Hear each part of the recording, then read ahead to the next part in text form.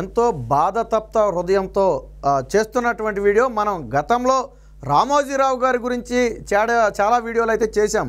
అయితే అవి ఆయన మీద ఉన్న కేసులకు సంబంధించి కానివ్వండి, వైసీపీ వేధింపులకు సంబంధించి కానివ్వండి, లేదా ఈనాడులో వచ్చే వార్తా కథనాల గురించి కానీ మనం అనేక వీడియోలు చేశాం. కానీ ఈరోజు ఆయన మన మధ్య లేరు అని చెప్పుకుంటూ ఒక వీడియో చేయాల్సి రావటం అనేది బాధాకరం. ఇక ఈనాడు సంస్థల అధినేత రామోజీరావు గారు అయితే ఈరోజు తెల్లవారుజామున 4:50 సమయంలో ఒక ప్రైవేటు ఆసుపత్రులు అయితే తుది శ్వాస విడిచినట్లుగా అయితే తెలుస్తుంది. ఆల్రెడీ ఆయన భౌతిక దేహాన్ని ఇప్పటికే ఫిలిం సిటీ కూడా సందర్శనార్థం కూడా తీసుకెళ్ళడం జరిగింది. వేలాది లక్షలాదిగా ఆల్రెడీ ఆయన భౌతిక గాయాన్ని సందర్శించడం కోసం వెళ్తున్న పరిస్థితి. ఇక రాష్ట్రపతి దగ్గర నుంచి ఒక మారుమూల గుడిసెలో ఉండే పేదవాడి వరకు ఈరోజు రామోజీరావు గారి పేరు తలుచుకుంటున్నారు అంటే ఆయన తెలుగువారి జీవితాలలో ఎంత ప్రభావితం చేశారో మనం అర్థం చేసుకోవచ్చు. మిగతా విషయాలు పక్కన పెడితే తన పత్రిక ద్వారా, ఈనాడు అనే ఒక పత్రిక వచ్చిన తరువాతే అసలు పత్రికా విలువలంటే ఏంటనేది ఈ ప్రపంచానికి అర్థమైన పరిస్థితి. ఈ రోజుకి కూడా చూడండి, ఈనాడుకు సంబంధించి ఎటువంటి అవినీతి ఆరోపణలు రావు. అంటే ఈనాడు కూడా మీడియా, డిజిటల్ మీడియా ఉంది. అలా వాళ్ళు ఏదో లంచాలు తీసుకున్నారనో, లేదా లంచాలు దానికి అవినీతికి పాల్పడ్డారనో, లేదా ఇంకొక దానికి కొమ్ముగాశారనో ఈ రోజుకి కూడా మీడియా రంగంలో ఎటువంటి ఇది లేదు. ఈవెన్ చివరికి జగన్మోహన్ రెడ్డి కూడా ఈనాడుని బ్యాన్ చేయాలని ప్రయత్నం చేసి ఆంధ్రలో బ్యాన్ చేయలేకపోయాడు. TV5 ABN అయితే బ్యాన్ చేయగలిగాడు. ఈ రోజుకి పైబడినట్లో ఆంధ్రప్రదేశ్లో ఛానల్స్ అయితే రాట్లా. మరి ఇప్పుడు వస్తున్నాయో లేదో తెలియదు, కానీ ఇప్పటివరకు అయితే రాలా. కానీ ఈనాడుని మాత్రం జగన్మోహన్ రెడ్డి టచ్ చేయలేకపోయాడు. అది ఈనాడు యొక్క గొప్పతనం. రామోజీరావు గారి మీద జగన్మోహన్ రెడ్డి ఎన్ని వేధింపులు చేయాలని చూశాడో మనం చూసాం. ఈరోజు రామోజీరావు గారు ఉన్నటువంటి స్టేటస్కి ఆయన ఏ వ్యాపార రంగంలో అడుగు పెట్టినా వేల కోట్లు గడించవచ్చు. కానీ ఆయన అన్ని రంగాల్లోకి రియల్ ఎస్టేట్ రంగం కానివ్వండి, లేదా లిక్కర్కు సంబంధించి కానివ్వండి, ఇలాంటి రంగాల జోలికి రామోజీరావు గారు వెళ్ళాల. ఎందుకనంటే అలాంటి వాటి ద్వారా ఆదాయం సంపాదించడం ఎందుకు ఆయన ఇష్టం లేదు. ఆయన ఒకప్పుడు చాలామందికి ఏంటంటే ప్రియా పచ్చళ్ళు, లేదా ఈనాడు పేపరు, ఈనాడు టీవీ మాత్రమే చాలామందికి తెలుసు. కానీ ఆయన 32 సంస్థలు నడిపారు. బట్ ఏ సంస్థ కూడా లాభాపేక్షతో నడిపింది కాదు. వ్యాపారమే అయినప్పటికీ కూడా వ్యాపారంలో కూడా విలువలు ఉండాలి అని నిరూపించినటువంటి వ్యక్తి రామోజీరావు గారు. మీకు ఈనాడు సంస్థలో పనిచేసే ఏ ఉద్యోగితో అయినా ఒకసారి మాట్లాడండి. రోజువారీ ఉద్యోగం అయితే ఆ రోజు జీతం ఆ రోజు సాయంత్రానికి ఇచ్చేస్తారు. నెలవారీ జీతం అయితే ఆ నెల చివరి రోజునే జీతం ఇచ్చేస్తారు. మీరు ఉన్నట్టుండి మానేసినా, లేదా మీ టైంలో రావాల్సినటువంటి బోనసులు మీరు మానేసిన తర్వాత వచ్చి తీసుకెళ్ళమని ఫోన్ చేసే పరిస్థితి. మన దగ్గర కూడా కెమెరామ్యాన్ గారు ఉన్నారు. సో ఆయన గతంలో ఈనాడులో చేసి మానేసినటువంటి పరిస్థితి. కానీ ఆయన చేసిన కాలం నాటి బోనస్ని ఆయన మానేసిన ఏడాది తరువాత కూడా ఫోన్ చేసి మీ చెక్కు వచ్చింది, మీరు పనిచేసిన కాలంలో అది బోనస్, వచ్చి తీసుకెళ్ళమని చెప్పారట. ఆయనతో మాట్లాడేటప్పుడు చెప్తుంటే ఆశ్చర్యం కలిగింది. ఈ రోజుల్లో రూపాయి మిగిలిన 10 రూపాయలు మిగిలిన తినేద్దామని చూసే రోజులు ఇవి. కానీ ఒక ఉద్యోగి మానేసిన ఏడాది తర్వాత కూడా ఆయన పనిచేసిన కాలంలో బోనస్ని అప్పుడు ఇస్తున్న సందర్భంగా ఇచ్చారు, వచ్చి తీసుకెళ్ళమన్నారు. అంటే అది ఈనాడు విలువలు. ఈనాడులో పనిచేసే ఏ ఉద్యోగి అయినా సరే తృప్తిగా పనిచేస్తాడు. ఎందుకనంటే అక్కడ వేధింపులు ఉండవు, అరాచకాలు ఉండవు, అవినీతికి పాల్పడాలని చెప్పి ఒత్తిళ్ళు ఉండవు, లేకపోతే రేపటి రోజున మన భవిష్యత్తు ఏమైపోతుందనే భయం కూడా ఉండదు. ప్రత్యక్షంగా పరోక్షంగా 40,000 మందికి ఉపాధి కల్పిస్తున్నారు రామోజీరావు గారు తన సంస్థల ద్వారా. అలాగే గతంలో ఇంగ్లీష్ పత్రిక కూడా నడిపారు. వాస్తవానికి 1936లో రామోజీరావు గారు అయితే జన్మించడం జరిగింది. అయితే 74లో వైజాగ్లో ఈనాడు పత్రికనైతే ఆగస్టు 10వ తారీఖున ఈనాడు పత్రికనైతే స్థాపించడం జరిగింది. వాస్తవానికి అప్పట్లో ఆయనకి పేపర్ చూసే అలవాటు ఉందట. కానీ ఏ పేపరు కూడా ఉదయం వచ్చేది కాదు. అంటే ఉదయం మనం లేచే సమయానికి ఉదయం 4:30-5 గంటలకే మన ఇంటికి పేపర్ రావాలని అప్పటి వరకు లేదు. అప్పుడు మధ్యాహ్నానికి వచ్చేది, లేకపోతే 10 గంటలకు వచ్చేది, 11 గంటలకు వచ్చేది. కానీ ఆ రోజుల్లోనే లేదు, పేపర్ అంటే ఇలా కాదు, ఉదయం 5 గంటలకి వాళ్ళు లెగిసి ముఖం కడుక్కోక ముందే పేపర్ వాళ్ళ ఇంట్లో ఉండాలి అనే ఒక నూతన వరవడికి శ్రీకారం చుట్టినటువంటి వ్యక్తి రామోజీరావు గారు. ఈ రోజుకి చూడండి, పేపర్ మనకి ఉదయాన్నే వస్తుంది. ఆ వరవడి ఈరోజు ఆంధ్రప్రదేశే కాదు, దేశం మొత్తం కూడా ఆ ఒరవడే కొనసాగింది. అలాగే అప్పట్లో ఏంటంటే వార్తల సేకరణ అనేది ఆలస్యం అయ్యేది. అయినప్పటికీ కూడా ఎక్కడికక్కడ బ్రాంచ్లు ఏర్పాటు చేసి జిల్లా వాజీగా ఆ జిల్లా వార్తలను అక్కడ వచ్చేటట్టు, మెయిన్ వార్తలనేమో మెయిన్ బ్రాంచ్ నుంచి వచ్చేటట్టు ఒక ప్రీ ప్లాన్గా సెట్ చేసి ప్రజలకు ఉదయాన్నే పేపర్ను అందించే అలవాటు చేసినటువంటి వ్యక్తి. ఇంకా రామోజీరావు గారి గురించి దాదాపుగా 8 జాతీయ అవార్డులు వచ్చాయి. అందులో 3 నంది అవార్డులు ఉన్నాయి, 3 ఫిలింఫేర్ అవార్డు ఉన్నాయి, 1 నేషనల్ ఫిలిం అవార్డు ఉంది. అలాగే పద్మవిభూషణ్ అవార్డును కూడా అందుకున్నటువంటి వ్యక్తి, పద్మశ్రీలను అందుకున్నటువంటి వ్యక్తి. ఇక అవార్డులు అనేవి ఆయన ఔన్నత్వాన్ని సూచించేవి. అలాంటి అవార్డులు ఎన్నో లెక్కలేనన్న అవార్డులోనే మనం చెప్పుకుంటూ పోతే దానికే చాలా సమయం పడుతుంది. అలాగే గీతాంజలి అనేటువంటి కార్యక్రమాలు కానివ్వండి, ఈటీవీలో స్వరాభిషేకం అని, అంటే ఒక ప్రజలను ఆయన చేసే కార్యక్రమాలన్నీ కూడా ఏ విధంగా ఉంటాయంటే పాతకాలపు విధానాలతోనే చేస్తారు, కానీ నేటి ప్రజలను ఆకర్షించే విధంగా చేస్తారు. ప్రతి ఇంట్లో కూడా రామోజీరావు గారి పేపర్ చదివే వ్యక్తి ఉంటాడంటే అతిశయోక్తి కాదు. చాలామందికి రామోజీరావు గారు ఈనాడు పేపర్ చదవకపోతే ఆ రోజు గడవదాళ్ళకి ఏదో కోల్పోయిన వెళ్తే, కొంతమందికి ఉదయం టీ తాకపోతే కొద్దిగా ఇబ్బంది. అలాగే రామోజీరావు గారి పేపర్ చదవకపోతే ఏదో తెలియని ఒక అసంతృప్తి, పేపర్ చదవాలి. అలాగే దేశంలో ఎన్ని వార్తలు వచ్చినా ఈనాడులో ఒక వార్త వచ్చింది అంటే అది 100% నిజం, అదే కొలమానం. జాతీయ మీడియాకి కూడా ఈనాడు వార్తలే కొలమానంగా మారతాయి అంటే అది ఆయన ఖచ్చితత్వం. వార్తల విషయంలో అంత నిబద్ధతగా వ్యవహరిస్తారు, ఏ చిన్న పొరపాటు జరగనిచ్చే అవకాశం ఉండదు. అలాగే ఏకపక్షంగా ఎవరికి వార్తలు రాయటం మనకు అలవాటు లేదు. ఆయన అధికారంలో ఉన్న ప్రతిపక్షంలో ఉన్న ప్రజల పక్షాన ఆయన వాయిస్ను వినిపిస్తారు. రాష్ట్రంలో ప్రజలు కష్టకాలంలో ఉన్న ప్రతిసారి కూడా ఆయన తన పత్రిక ద్వారా ప్రజల ఆక్రందనలను ప్రభుత్వానికి తెలియజేసినటువంటి వ్యక్తి. అలాంటి సమయంలో ప్రభుత్వాల ఆగ్రహానికి గురి కావచ్చు. ఇప్పుడు జగన్మోహన్ రెడ్డి ఆగ్రహానికి ఎందుకు గురయ్యారు రామోజీరావు గారు? జగన్మోహన్ రెడ్డి చేసినటువంటి అవినీతి అక్రమాలు కానివ్వండి, ఆయన చేస్తున్నటువంటి పనుల వల్ల ప్రజలకు కలుగుతున్న నష్టాలు కానివ్వండి, ఆయన పత్రికలో ప్రచురించడం వల్లే ఆయన ఆగ్రహానికి గురయ్యారు. అలా కాకుండా జగన్మోహన్ రెడ్డికి భజన చేస్తుంటే ఈరోజు రామోజీరావు గారి మీద వేధింపులు ఉండేవి కాదు కదా. ఆయన అనారోగ్యంతో ఉండి బెడ్ మీద పడుకుంటే సిఐడి అధికారులు వెళ్ళి విచారణ చేసి, రామోజీరావు గారి ఇన్నేళ్ల జీవితంలో ఏ రోజు కూడా ఒక అధికారి ఆయన ప్రశ్నించడం అంటే ఏమో తెలియదు. రామోజీ ఫిలిం సిటీని కూడా చట్టబద్ధంగా 99 ఏళ్ళకి లీజుకు తీసుకున్నటువంటి వ్యక్తి. ఈ రోజుకి చట్టబద్ధంగానే అది కొనసాగుతుంది. కానీ జగన్మోహన్ రెడ్డి సిఐడి అధికారులను పంపి వేధించడమే కాకుండా ఆ ఫోటోలు వీడియోలు బయటకు విడుదల చేసి ఆయన అబాసు పాలు చేసే విధంగా చేశారు. మార్గదర్శి అనేది లాభాపేక్షతో పెట్టింది కాదు, కోట్లాది మంది ఈరోజు మార్గదర్శిలో చిట్స్ కట్టారు.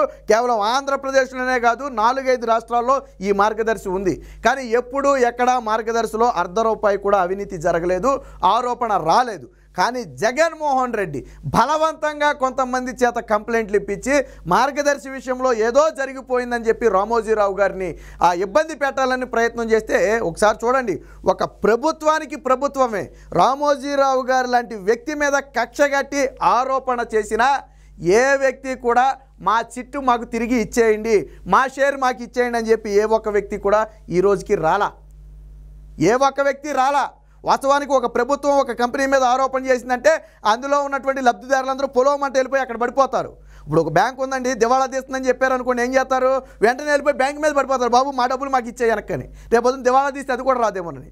అలాగే రామోజీరావు అనే వ్యక్తి దివాళా తీస్తున్నాడు, మోసం చేస్తున్నాడని ఒక ప్రభుత్వము అలాగే ఒక పత్రిక ఏళ్ల తరబడి దాదాపుగా 2 ఏళ్ల పాటు కథనాలు రాసినా ఒక్క వ్యక్తి కూడా రామోజీరావు మీద అపనమ్మకం పెట్టుకోలేదు. మా చిట్టు మాకు ఇచ్చేయండి అని చెప్పి ఒక వ్యక్తి కూడా అడగలేదు. అది రామోజీరావుకు ఉన్నటువంటి క్రెడిబిలిటీ. అవసరమైతే తల తాకట్టు పెట్టైనా సరే తన దగ్గర ఆ చిట్టు కట్టిన వ్యక్తికి చిట్టు చెల్లించే వ్యక్తి రామోజీరావు గారు. ఆయన ఏమీ అక్రమంగా సంపాదించలేదు, అవినీతి చేసి సంపాదించలేదు. వేల కోట్ల ఆదాయం రాత్రికి రాత్రి వచ్చే వ్యాపారాలు కూడా ఆయన ఏమీ చేయలే. ఏ వ్యాపారం చేసినా చట్టబద్ధంగా చేశారు, నిబద్ధతతో చేశారు. వాస్తవానికి రామోజీరావు గారికి ఉదయమే 5 గంటలకు నడిచే అలవాటు ఉందట.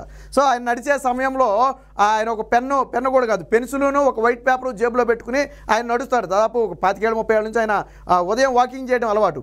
సో అలాంటి సమయంలో ఆయన కొన్ని ఆలోచనలు వస్తాయి. సో ఆలోచనలు మొత్తాన్ని ఏంటంటే ఆయన ఆ పెన్సిల్తో పేపర్ మీద రాసుకునేవాడంట. తరువాత దాని గురించి మళ్ళీ మర్చిపోకుండా ఆలోచించి అవసరమైతే సంస్థ ప్రతినిధులతో చర్చించి వారి నుంచి మళ్ళీ ఫీడ్బ్యాక్ తీసుకోవటమో లేదా దీని మీద క్షుణ్ణంగా అధ్యయనం చేసి ఒక రిపోర్ట్ ఇవ్వమంటమో అలాగా అడిగే వ్యక్తి రామోజీరావు గారు. మీకు తెలియని విషయం ఏంటంటే రామోజీరావు గారు ఈనాడు పత్రికలో వచ్చే ప్రతి కథనాన్ని ఆయన చదువుతాడట, ప్రతి కథనాన్ని ఆయన చూస్తాడట. ఎన్నో సందర్భాల్లో అందులో మార్పులు చేర్పులు ఉంటే లేదా అంటే అక్షర దోషం ఉంటే వాటన్నిటినీ కూడా పట్టుకునేవాడట. అలాగే ఉద్యోగులను కూడా హెచ్చరించేవాడు. సో అంతా ఇప్పుడు ఎన్ని పేపర్లు రావట్లేదు, ఆ పేపర్ మొత్తాన్ని ఆయన యజమాని చదువుతాడా? కానీ రామోజీరావు గారు ఈనాడు పేపరు ఆయన మ్యాక్సిమం చదువుతాడట. అన్ని జిల్లాల హెడ్లైన్స్ చదువుతాడంట ఆయన. ఆయన ఏ విషయంలోనైనా సరే అంత స్పష్టంగా అంత నిక్కచ్చిగా అంటానికి అదొక ఉదాహరణ.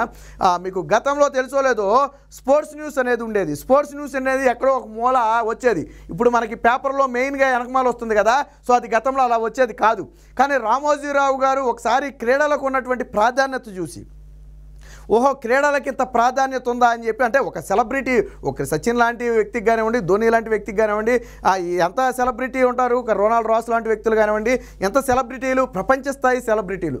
సో అంత కోట్లాది మంది అభిమానాన్ని చొరగొనే పేపర్లో మన వాళ్ళ వార్తను ఒక మూలేస్తున్నామా? కాదు, మెయిన్ ఎడిషన్లోనే వెయ్యాలా అని చెప్పి ఈనాడు పేపర్ వెనక భాగంలో క్రీడలకు సంబంధించి ఒక పెద్ద కాలం, అంటే ఫ్రంట్ పేజీలో ఎంత మెయిన్ వార్తలు అయితే ఉంటాయో దాని వెనక బ్యాక్ పేజీలో కూడా అంతే మెయిన్ వార్తలు ఉంటాయి. అది రామోజీరావు గారు దీనికి ఆద్యం పోస్తే ఈరోజు అన్ని పేపర్లు కూడా లాస్ట్ పేజీని స్పోర్ట్స్ కాలంగా చేశాయి.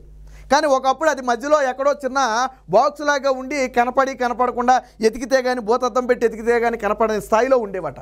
సో ఇది కాదు మనం క్రీడలకి ఇచ్చే ఇంపార్టెన్సు. క్రీడలకి ఒక ప్రత్యేకమైన కాలంని కేటాయించాలా, ఒక పేజీని కేటాయించాలా, అది కూడా చూడగానే కనపడాలా. పేపర్లో మెయిన్ హెడ్డింగ్ చూడగానే ఎలా కనపడదో క్రీడలు కూడా అలాగే కనపడాలనే ఉద్దేశంతో ఆఖరి బాక్స్ని రామోజీరావు గారు చేశారట. సో అలాంటి అనేక ఈరోజు రామోజీరావు గారు ఉదయం పేపర్ వేయడం దగ్గర మొదలుపెట్టి స్పోర్ట్స్ లాంటి కాలం స్పోర్ట్స్ లాంటి ఒక యాక్టివిటీకి ఒక ఫుల్ పేజ్ కాలంని కేటాయించడం వంటి అనేక విప్లవాత్మక మార్పులను ఆయన తీసుకొస్తే ఈరోజు దేశం మొత్తం కూడా అదే పాటిస్తుంది. అనేక రాష్ట్రాల్లో ఈ రోజుకి ఈనాడు సంస్థలు కూడా ఉన్నాయి. ఈ రోజుకి ఈనాడులో వచ్చే ఏ వార్త అయినా చూడండి, ఈరోజు మనం చూస్తుంటాం న్యూస్ 24 గంటల లైవ్లు కూడా వచ్చేసాయి. బట్ దానికి ఈనాడుకి ఒక స్పష్టమైన తేడా ఉంటుంది. ఈనాడులో వార్తనగానే మనం ఒక 5 నిమిషాలు వింటే మనసుకు తృప్తిగా ఉంటుంది. ఆ వస్త్రాధారణ కూడా ఏ విధంగా ఉంటుందో చూడండి. ఖచ్చితంగా చీర కట్టుకునే వార్తలు చదువుతారు. ఆ రోజు నుంచి ఈ రోజుకి ఆయన పద్ధతికి, ఆ సాంప్రదాయానికి ఈ రోజుకి ఆయన అదే విలువిచ్చారు. వేరొక దుస్తులతో వార్తలు అనేవి ఈనాడు చరిత్రలోనే లేవు. అలాగే అన్నదాత, రైతులకు తాను ఏదో చేయాలనే ఒక ఉద్దేశంతో అన్నదాత అనే ఒక స్పెషల్ ఎపిసోడ్ని నడపటమే కాకుండా ఒక పుస్తకాన్ని కూడా నడిపారు. అది రైతులకు ఎంతగా ఉపయోగపడిందో ఈ రోజుల్లో పెద్దగా లేదనుకుంటే, కానీ మీరు ఒక 15 ఏళ్ళు 20 ఏళ్ళు వెనక్కి వెళ్ళి ఒకసారి అడిగి చూడండి. అన్నదాత అనే ఒక పుస్తకం రైతుకి ఎంత ఉపయోగపడిందంటే ఇక అంతకంటే వేరొక వ్యక్తికి, రైతుకి ఎవరు కూడా మేలు చేయలేరు.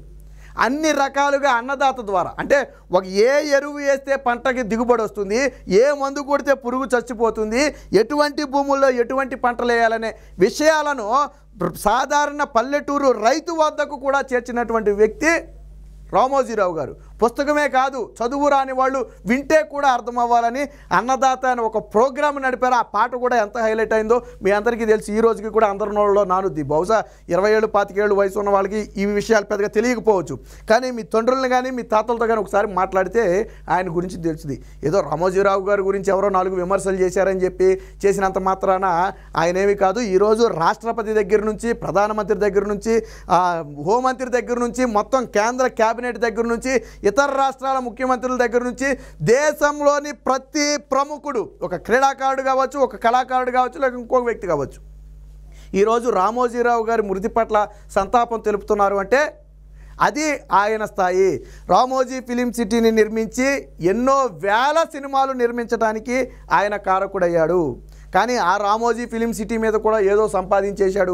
ఆయన ఏదో చేయాలని చెప్పి రాజశేఖర్ రెడ్డి కూడా విశ్వ ప్రయత్నం చేశాడు. కానీ రాజశేఖర్ రెడ్డి ఏమీ చేయలేకపోయాడు. జగన్మోహన్ రెడ్డి కూడా ఏదో చేద్దామనుకున్నాడు. కానీ జగన్మోహన్ రెడ్డి కూడా ఏమీ చేయలేదు. గతంలో కేసీఆర్ కూడా నేను అధికారంలోకి వస్తే 1000 నాగాల్లో పెట్టి దుంతాను ఏదో అన్నాడు రామోజీ ఫిలిం సిటీని. కానీ 10 ఏళ్ల అధికారంలో నుండి రామోజీ ఫిలిం సిటీని టచ్ చేయగలిగాడా?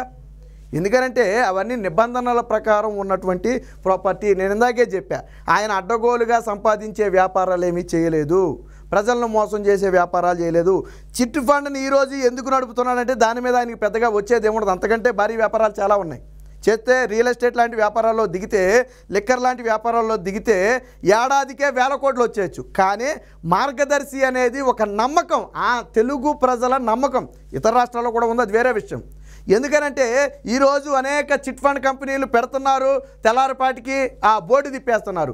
ఎంతోమంది ఎన్నో డబ్బులు కోల్పోతున్నారు. అగ్రిగోల్డ్ లాంటివి మనం ఎన్ని చూడలేదు. కానీ మార్గదర్శి అనేది ఒక నమ్మకమైనటువంటి సంస్థ. ప్రజలు ₹1 ఎందులో పెడితే వాళ్ళకి తిరిగి ఎంత వస్తుంది అనేది పక్కన పెడితే, నేను పెట్టిన రూపాయి సేఫ్ అని బలంగా నమ్మగలిగే వ్యక్తులు ఆ మార్గదర్శిలో పెట్టుబడి పెడతారు. జగన్మోహన్ రెడ్డి విమర్శించాడు కదా, వైసీపీ వాళ్ళు కూడా మార్గదర్శిలో పెట్టుబడులు పెట్టారు. వైసీపీ వాళ్ళు కూడా మార్గదర్శిలో పెట్టుబడులు పెట్టారు. విచిత్రం ఏంటంటే జగన్మోహన్ రెడ్డి ఆరోపణ చేసిన వైసీపీ వాడు కూడా వెనక రూపాయి తీసుకోవాలి. వైసీపీ వాడు కూడా తీసుకోవాలి. అది రామోజీరావు గారికి ఉన్నటువంటి గొప్పతనం. ఏది ఏమైనా ఇంకా ఈయన గురించి నేను చెప్పింది ఒక 0.5%. మనం ఇలా చెప్పుకోవాలి అంటే ఇంకా ఎన్నో విషయాలు ఉంటాయి. నాకంటే పెద్దలు చాలామంది చాలా విషయాలు బయట పెడుతూ ఉంటారు. సో కాబట్టి ఏది ఏమైనా ఇలాంటి ఒక ఉన్నత శిఖరాన్ని ఈరోజు మనం కోల్పోయామని చెప్పుకోవడం ఎంతైనా బాధగా ఉంది.